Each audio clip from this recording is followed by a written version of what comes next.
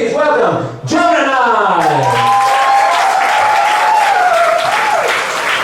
Good evening, everyone. I'm Jonah. I'm very excited to perform for you. Can I just say how great it feels to not be the only DEI hire in a lineup once. Now, I know I'm new to most of you, so I thought I would share some things that might not be so obvious just by looking at me. I am turning 45 years old in a few weeks. Thank you. I know, right? Even the Asians are like, good job. Actually, it's more like, good job, good job.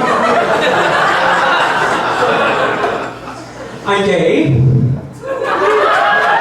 But you knew that already.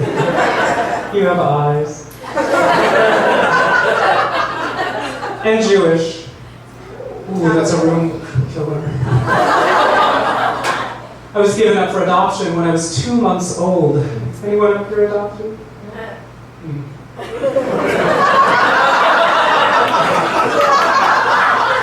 Abandoned again.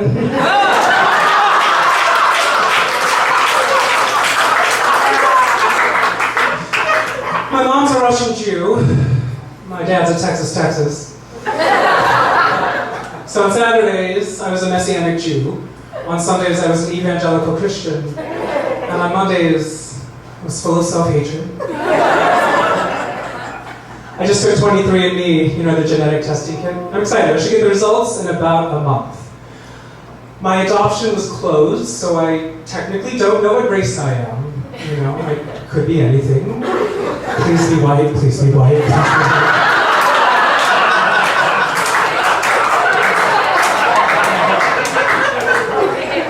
It's a cliche, right, to say that what happens to you in childhood shapes who you become.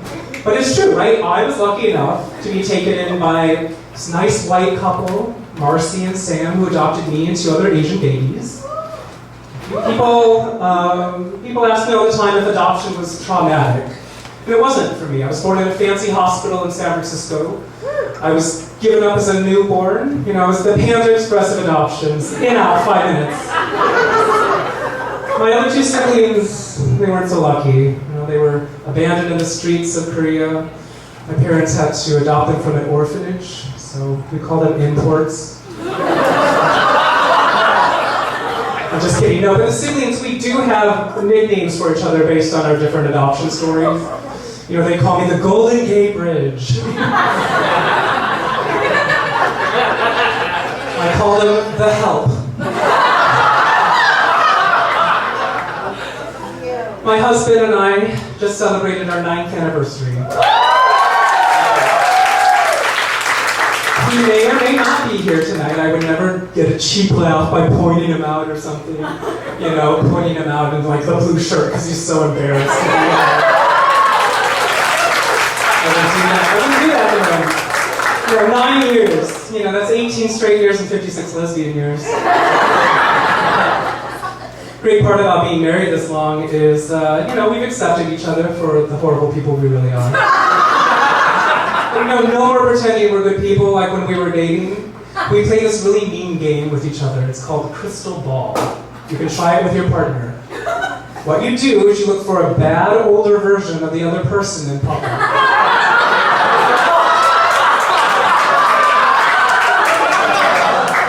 So for Patrick, he's Irish, so pale, male, stale, just like I like him.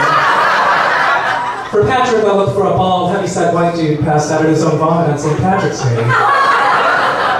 He'll look for an old Chinese woman with 1 tooth and 2 strands of hair. And then you whisper, crystal ball. Because you can be horrible with each other, right? That is the point of marriage. Finding a person you can be your true horrible self with. Until your next marriage. Being in a gay interracial couple, it's like being in a weird secret society. We notice when other Asian and white couples walk by us, we get this head nod of recognition, like, what's up, fam? But the head nods are different. So the white guys, they're like golden retrievers, like a little too eager, like, hey buddy, can you believe it? I caught one too.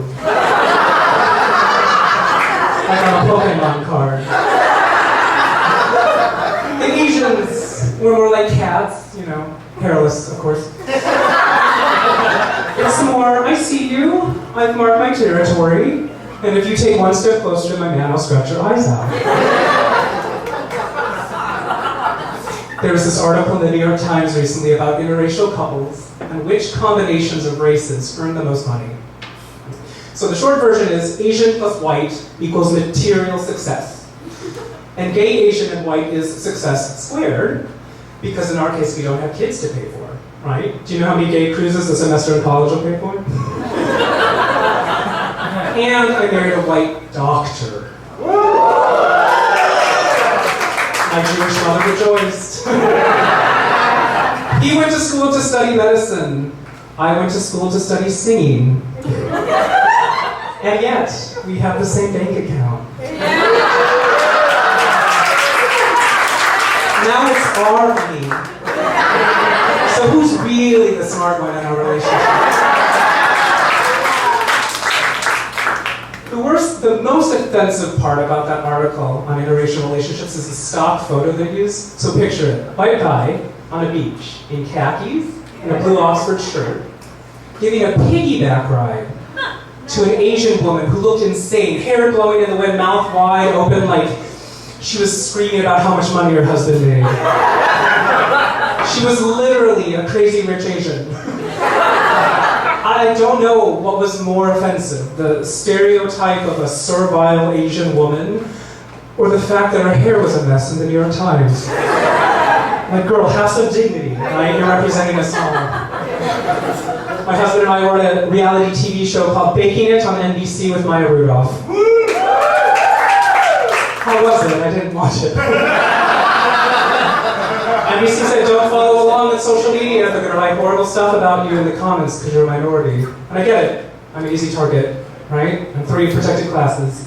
Gay, Asian, flawless skin. Thank you, folks.